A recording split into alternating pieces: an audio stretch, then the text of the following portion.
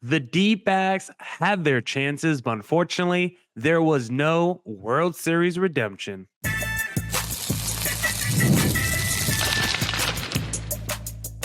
You are Locked On Diamondbacks, your daily Arizona Diamondbacks podcast, part of the Locked On Podcast Network, your team every day.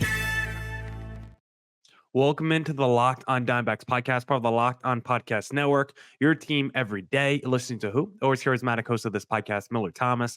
I'm a multimedia journalist and I'm a graphic designer, so please go check out my website, millardthomas24.myportfolio.com. I'm there to see all my latest work, from my packages to my articles to my photos and my graphic design.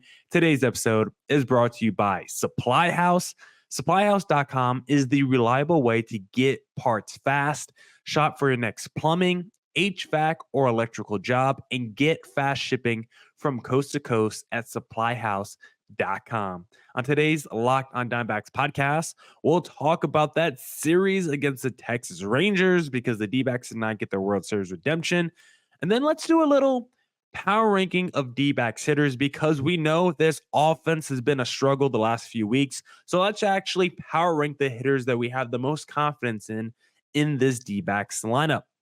But before we get to that, thank you for making Locked On Diamondbacks your first listen every day. I would not be able to do this podcast without you, my loyal listeners, sharing, subscribing, reviewing, doing all that so I could do this podcast for you.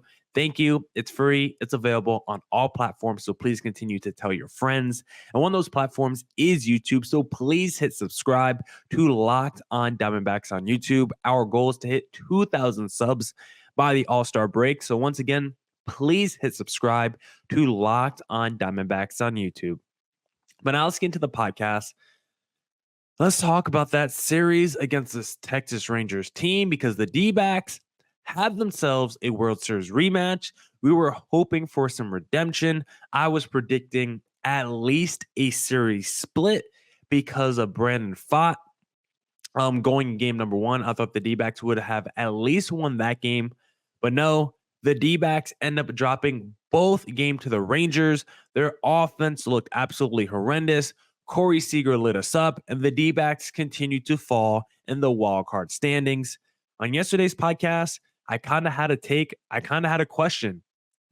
Are the D-backs a sucky team? Do the D-backs suck? Was my question, was my take on yesterday's podcast. And after delivering it, I posted the podcast. I thought about the podcast. I slept on the thoughts I had for the podcast. And I said to myself, was I too harsh on the D-backs? Should I rescind my thoughts on what I had on yesterday's podcast? It's still early in the season. Maybe it's not fair to say the team sucks. Maybe I was way too harsh. Like, I really had a moment of self-reflection. It was kind of like J. Cole. I was like, do I really want to stay in this rap beef? Unlike J. Cole, I'm going to stay in the rap beef because I am not rescinding my take. This D-backs team sucks. Yes, I know it's early. Yes, they can still turn around their season. There's still over 100 games left for the D-backs to turn around their season. But the point still stands. Right now, this D-backs team sucks. Their offense sucks. Their pitching has actually been fine over the last week plus, but for the most part, this offense is just so bad. It's horrendous, and it's the reason this team is going absolutely nowhere right now. Back-to-back games where the D-backs had a fake rally in the ninth inning, and I just had no faith in the D-backs completing either rally. Yesterday's rally was a lot more believable, but the 6-0 rally that the D-backs tried to convince us that they were going to make in game number 2 against the Texas Rangers, I never believed they were going to come back in game number 2. I never believed they were even going to come back in game number 1. Yes, they had a little rally going in the ninth inning of that game, but if you watch this offense the whole year, you know this team does not get clutch hits after the 7th inning, and especially being on the road, I was like, there's no chance this D-backs team makes a comeback in game number 1, and definitely down 6 runs in game number 2. I definitely didn't think the D-backs were going to come back in that game either. And the saddest part is, when you think about the 2023 D-backs, what was their name? What was their nickname?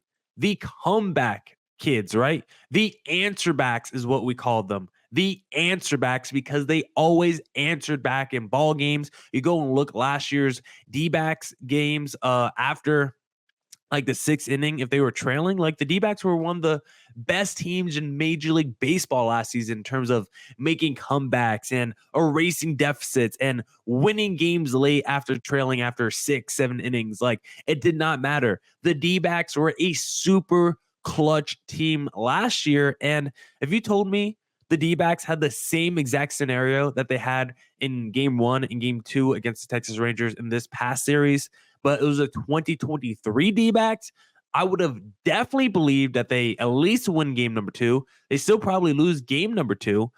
I still believe they would have won game number 1. They still probably lose game number 2, but I 100% believe they at least split one of those rallies, because that's how good the 2023 D-backs were at making comebacks.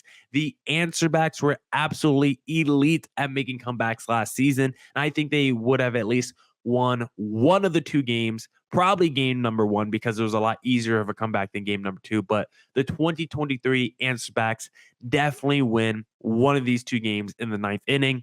Lourdes Gurriel, multiple opportunities in this game, and he just did not come through. He's been struggling big time in the month of May with the runners in scoring position.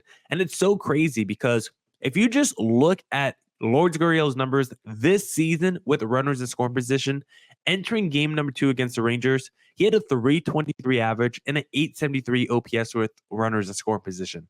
But in the month of May, he is 17 for 81 with the runners in scoring position. That's like a 220 average.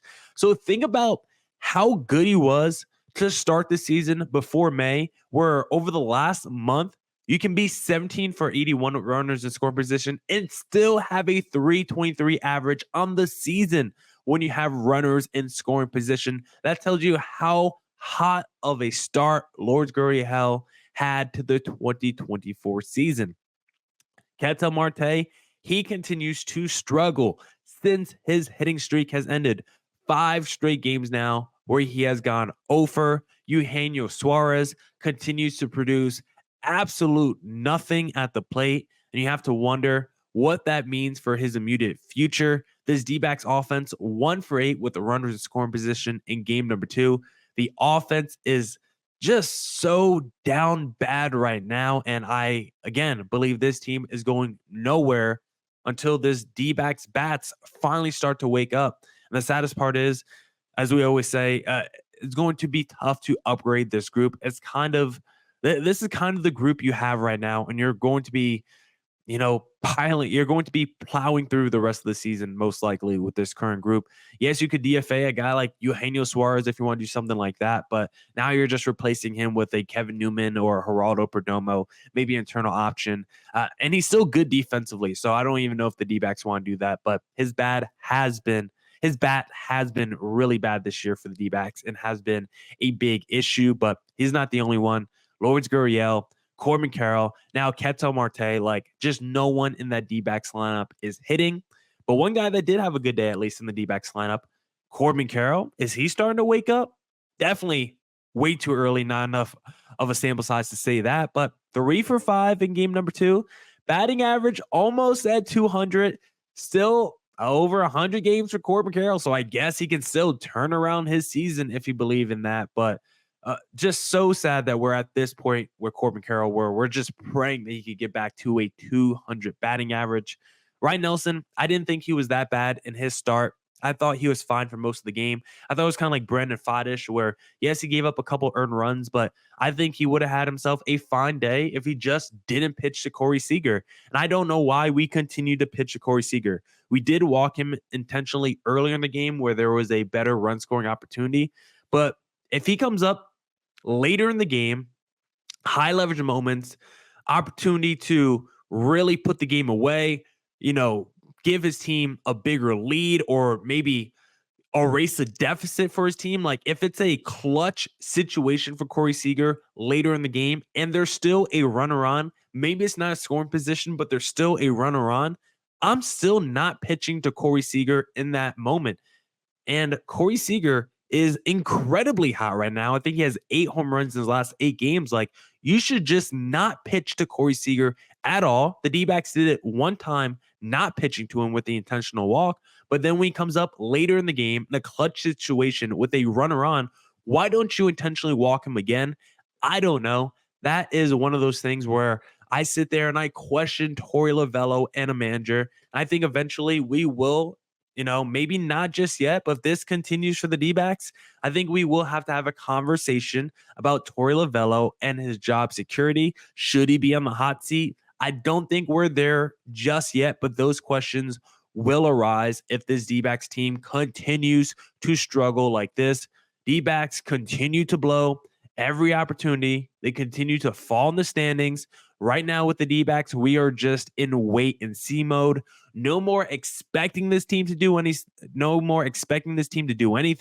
No more being upset at this team for the results. I'm just going to let the results lie. If they turn it around, I will be happy. But right now, I am just done and not expecting this team to do anything positive for at least the time being until I see some signs of life from that D-backs offense. And we'll talk about empowering the D-backs hitters that I trust most in their offense in segment number 2. And if you want to bet on the D-backs taking down their next foe in the New York Mets, then why not go place a little wager on America's #1 sports book, FanDuel, because it's a winner take all time in the NBA and NHL, and FanDuel is giving you a shot to bring home a big win of your own. Right now, new customers get $150 in bonus bets with any winning $5 bet. That's $150 to bet on spreads, money lines, player props, and more. My favorite thing to do is the same game parlay. I take the opponent now going against the D-backs money line. I take the under for Ketel Marte while he's on this little cold streak. And I also take a couple strikeouts, usually for whoever D-backs pitcher is up, because I do think the D-back starters are in a little bit of a groove right now. When that hits, it brings a big smile to my face. If you want to bring a big smile to your face, just visit FanDuel.com/lockedon and make every playoff shot count. FanDuel, America's #1 sportsbook. All right. Let's get back into the Locked On Diamondbacks podcast. If you like the show, please follow me on Twitter at CareerThomas24 for my personal account, Millard.Thomas123 for the personal account on Instagram, or look up Locked On Diamondbacks both Twitter and Instagram for the podcast handle. But now let's power rank the D-backs hitters based on trustworthiness, some factors, 2024 performance, overall consistent impact, clutchness. These are the players that I have the most trust in when they come up to the plate, that they can get a hit for my D-backs team. And number 13, we got Tucker Barnhart, who I think is rightfully last. He has the worst slash line on the team, 174, 333, 217, and he's not known for his offensive profile. He has not been a good offense player the last few years in Major League Baseball, was not brought in to be an offensive player. He was brought in to be a good backup defensive catcher to Gabriel Moreno. And if you look at StatCast, the numbers back up and say Tucker Barnhart actually very good defensively for the D-backs. So yes, the offense isn't there, but also that is not his role. So he's doing a fine job in terms of what he's expected to do. Yes, we would like more than a 174 average and a 550 OPS, but he is definitely not the biggest problem, and I definitely don't expect him to get a hit when he's coming up to the plate. That's why he's at number 13. Number 12 is a guy who, entering this season, you would have been floored if he was number 12. I mean, really, the next two guys, you could say that, to be honest. Number 12, Eugenio Suarez, who has been an absolute bust this season for the D-backs. He quietly still has a decent amount of RBIs on this team, because he was so good at runners in scoring position the first month of the year, but he had just never been able to get it going offensively. I almost said his slash line entering game number 2 against the Rangers, but coming out of game number 2, Eugenio Suarez, after going 0 for 3 with 2 strikeouts, 214 average, 279 OBP, and a 313 slugging. Eugenio, really good defense once again. Major upgrade, at least defensively over Evan Longoria last year, but the bat kind of, if not worse, I mean, you can make the argument Suarez's bat is worse than what Longoria gave you last year. Suarez right now giving you absolutely no power. He has 3 home runs in 53 games for the D-backs, and that was the area that the D-backs needed him most. We were like, okay, we know he's going to strike out a ton. He leads the D-backs in strikeouts right now. We're like, okay, that's his downfall. That's his biggest flaw. But if he gets 175 strikeouts, but 30 home runs, like we would take that as D-backs fans. But right now, it feels like he's going to have 180 strikeouts to 10 home runs if he even makes it to the end of the D-back season. Eugenio Suarez, right now, you are number 12. Number 11 is actually the guy that you would be most floored with, knowing he's in this ranking if you saw the ranking before the season started, because it's hard for me to rank him any higher than this. At number 11, I hate to do it, Corbin Carroll. I think I have the 11th highest trust of the 13 hitters in this D-backs roster, because let's just call a spade a spade. Carroll has been one of the worst players in Major League Baseball this season. I think he's actually bottom 3 in WRC plus right now. I think I saw that stat circulating behind Javier Baez and there was one other guy that I just lost off the top of my head. Someone else that is Andrew Benintendi. He's behind Benintendi and Javier Baez, 2 guys who are known for struggling at the plate the last few years. That's who Corbin Carroll has turned into, either Benintendi or Javier Baez offensively. Like, that is disgusting to say out loud. The reigning rookie of the year. We know he has pop. We know he can drive the ball, but for some reason this year, he is just not doing any of that. The plate discipline is fine for Corbin Carroll. He's swinging at the pitches he should be swinging at, still drawing walks and doing some of the dirty work. But offensively, I just have no faith when he's at the plate. I have faith he's going to pop up or strike out or ground out. But in terms of him driving the ball, great game in game number 2, because it looked like old school Corbin Carroll, someone that we have not seen enough this season. And hopefully we could see more of that going forward. And it's crazy that I have Corbin Carroll ranked behind number 10. Pavin Smith, maybe you still think it's crazy if in any power ranking to have Corbin Carroll behind Pavin Smith. But I can't help and say, you know what? Pavin Smith hasn't been awful this year. There have been times he has been kind of decent for the D-backs. 238 average. I couldn't read that for some reason.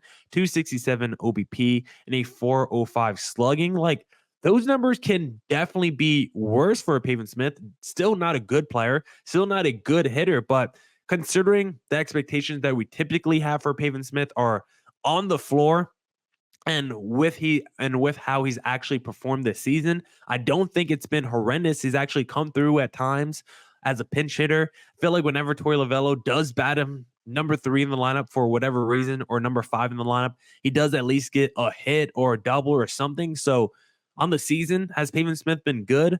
No. Has he been a detriment? I don't think he's been that either. Rather not have Pavin Smith on my team or in my lineup, but he hasn't been as horrendous as I thought he was going to be this year. But has he still been good? Probably not.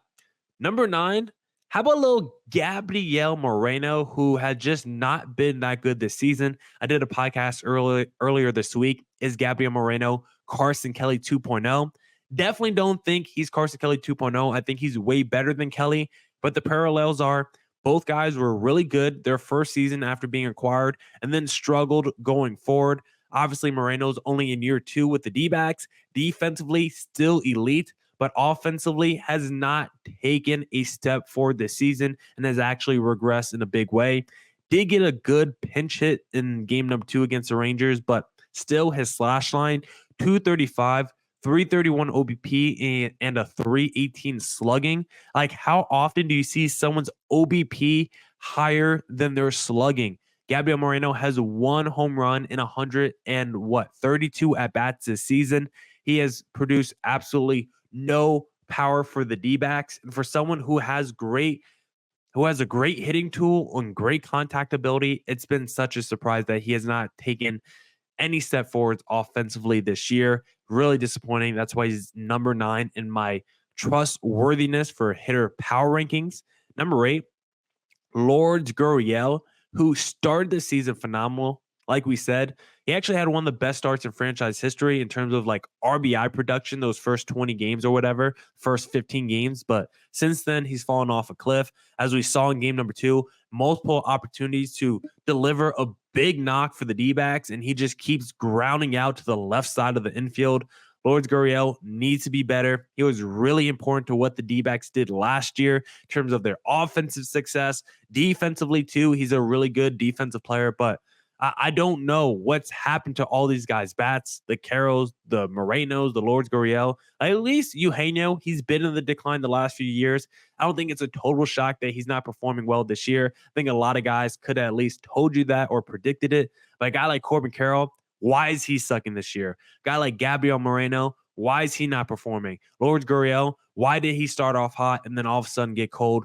Very hard to say for any of those guys, but there's a big reason why those guys are not even in the top half of my hitter power rankings right now, because that's how bad they've been in the month of May, most importantly.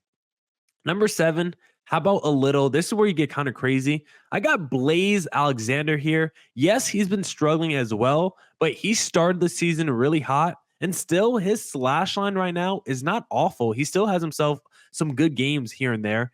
263 average, 336 OBP, and a 404 slugging. Now, if I took defense into account, maybe he's behind a guy like Lourdes Gurriel, but offensively, yes, he has not been as good as that toward start to start the season, but I still think he's in a better place with his bat than the Carrolls, than the Gurriels and the Morenos. Like, I do have more trust in a Blaze Alexander in a big situation late in the game or with the runners in scoring position to deliver a hit over the Gurriels right now in the world. So 7 might seem a little bit crazy for him, but with how often I watch this team and you guys watch this team, is actually crazy to say, yeah, Blaze is a more trustworthy hitter right now than a Gabriel Moreno or Corbin Carroll.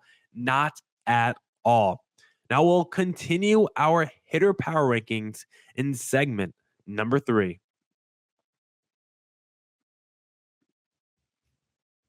But first, I want to talk to you guys about Supply House, because get supplies from the site that's made for the skilled trades, supplyhouse.com. Supplyhouse.com is the reliable way to order plumbing, HVAC, and electrical products online. Their easy-to-use website is packed with helpful resources and the latest product info to help you get the job done right. Shop a complete inventory of over 200,000 parts from over 400 top brands and get your order delivered right to your door with fast shipping from coast to coast. Need help with an order? Get expert support and industry-leading service from the friendliest folks in the business, and talk to a real person every time. Pros in the skilled trades can get a competitive edge by joining supplyhouse.com's free Trade Master program. Every Trade Master gets access to a dedicated phone line, free shipping, and discounts on every order. Join the thousands of trade pros already benefiting from their free membership at supplyhouse.com/TM and order plumbing, HVAC, and electrical supplies from anywhere with just a few clicks at supplyhouse.com. All right. Let's get back to the Locked On Diamondbacks podcast, and let's finish up our hitter power ranking. We're starting from the bottom. So far, we got number 13, Tucker Barnhart, 12, Eugenio Suarez, 11, Corbin Carroll, 10, Pavin Smith, 9, Gabriel Moreno, 8, Lourdes Gurriel, 7, Blaze Alexander, and at number 6, I have Randall Grichuk, who I wouldn't mind seeing in the lineup a little bit more. His OBP isn't exactly there. His slugging isn't exactly there. Would like to see him get on base a little bit more overall, draw a few more walks. Would like to see a little bit more power too. 1 home run in 80 at-bats. But overall, I think he has been a decent hitter. 275 average right now on the season. And I think for the most part, his bat has been fine. He gives you quality at-bats. I feel like he's a true professional. I like his approach. I like his discipline. Like Randall Grichuk, I never feels like he's chasing pitches outside the strike zone. I feel like he knows the kind of pitches that he wants to hit, what he can take advantage of in the zone. And right now, he's one of the guys that I'm like, okay, he can at least put together a quality at bat. If there's a man on third with like one out, I do believe a Randall Grichuk can at least do something, put the ball in play, and at least score that guy, which not enough guys in the D-backs lineup can do right now. Like my bare minimum right now is, can you at least hit a fly ball with a man on third and one out? I believe Randall Grichuk can at least do that. That's why he's at number 6. Number 5, this is where the list gets kind of crazy, but I feel like he has to be here. Kevin Newman, I have at number 5, which is crazy to think about in terms of trustworthy hitters, but his slash line is 256, 291, 388. Doesn't inspire a lot of confidence when you see that. And it's like, how can he be number 5 in your hitter power rankings? Kevin Newman, the journeyman, the guy who was acquired and almost cut probably during the offseason because the D-backs do have a lot of left side infielders and Perdomo and the Blaze Alexanders and even the Jordan Lawlers of the world. But Kevin Newman has been really good in holding his own in the month of May. If you look at Kevin Newman's last 19 games, or excuse me, let's do it like this. If you look at Kevin Newman's last 22 games, actually, he's batting .333. He is 22 for his last 66, and he has an 826 OPS in his last 22 games. That is a large enough sample size for me to say Kevin Newman is one of the most trustworthy players that the D-backs have in their lineup right now. And he also had a little streak where he also had a little Ketel-esque hitting streak where he was going hits in every single game between May 18th and May 22nd, he got a hit in every single game. And then also between May 14th and May 11th, he got a hit in every single game. And also during that second streak, the May 11th through May 14th streak, every game was a multi-hit game. So he has had multiple streaks this season where he gets 4 or 5 games in a row where he's getting hits, getting multiple hits, and just putting together quality at bats. I feel like there's not too many games in a row where Kevin Newman goes hitless, or I feel like Kevin Newman is at least getting quality at bats at the plate. Kevin Newman, I don't think he's the best player, but considering how the rest of this D-backs team is playing right now, I would at least have Kevin Newman at number 5. Number 4, I have Jake the Rake McCarthy, who is having himself a renaissance season, and we all love it. Jake the Rake is one of my favorite players. I was very disappointed with his performance last year, but it seems like he was in the lab all offseason, and he's back to being an effective and just doing his job type of player. Is he elite? No, but as long as he's batting 283, 354 OBP, and a 398 slugging, like that's all you really need from a Jake McCarthy. I would like that slugging to maybe be above 400, but that OBP, if he's around a 360 OBP and a 280 average, like I always say, like that's all I need from Jake McCarthy. Get quality hits. Maybe it's a lot of just singles and doubles. Draw some walks and use that speed to your advantage. And that's what Jake McCarthy has done this season. Actually want to see more steals from Jake because I don't think we've seen enough. He's back to being an effective bat once again in the lineup, and that's not what he was last year. So love Jake the Rake at number 4.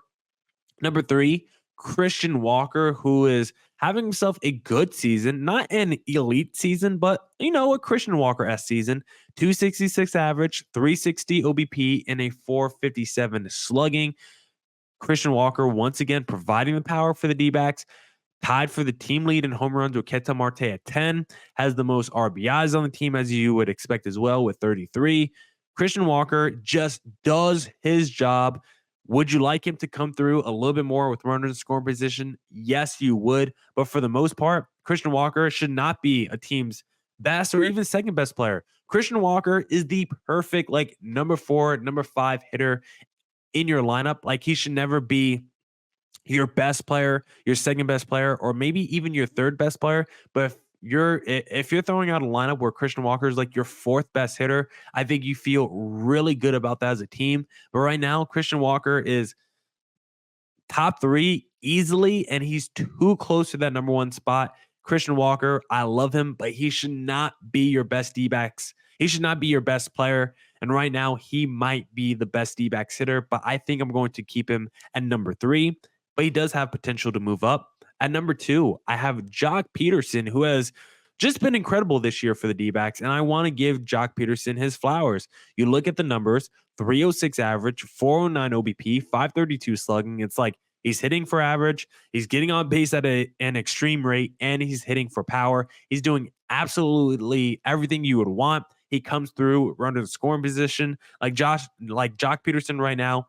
I mean, you can make the argument he is the best D-backs player, but I do want to give it to the man who is coming off a 21-game hitting streak. I do want to say he is the most trustworthy D-backs hitter. Yes, he is on a little bender right now where he has gone over, but I still believe Ketel Marte is the best hitter on this team. He's still the guy that I have the most trust in to just get a hit overall. I just like his swing the best. I think he has the best chance to make quality contact. Jock Peterson, the numbers are better, but in terms of my trustworthiness of actually just getting a hit when they're at the plate, I think I'm going to keep Ketel Marte at number 1. And so my list of the D-backs hitters who I have the most trustworthiness in, or just the most trust in, I don't need to say trustworthiness. The ranking for the D-backs hitters that I have the most trust in: number 13, Tucker; 12, Eugenio; 11, Corbin; 10, Pavin; number 9, Gabrielle; number 8, Lords; number 7, Blaze; number 6, Grichuk; number 5, Kevin Newman; number 4, Jake McCarthy; 3, Christian Walker; 2, Jock Peterson; and number 1, Ketel Marte. Now that's it for this edition of the Locked On Diamondbacks podcast. We'll talk after tomorrow's game, after the D-backs take down the New York Mets. And as always, stay safe, stay healthy. Doses.